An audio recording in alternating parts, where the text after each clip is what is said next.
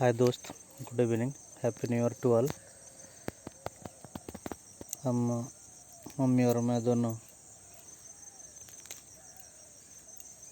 धनिया बोया एक खेतों में। धनिया की पत्ता पूरा हो गया, इसलिए उसको धनिया पत्ते बांधने के लिए आए हैं। और ये धनिया की खेती तैयार है पूरा। ये कल सुबह जाएगा मार्केट।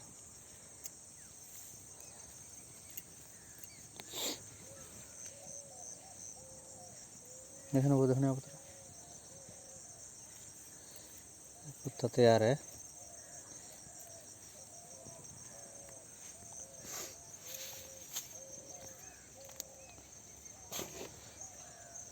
इधर से खीरा भी तैयार है।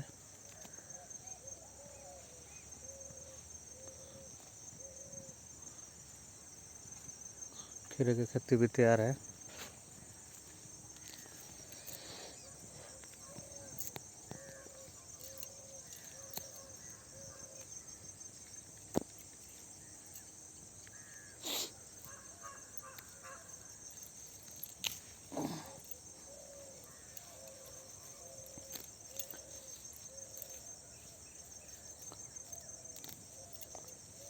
ये हरा ताज़ा धनिया पत्ता है और इसका किलो पता नहीं, कल सुबह शायद 40 रुपये 50 रुपये किलो जाएगा। कल सुबह बाज़ार में जाएगा।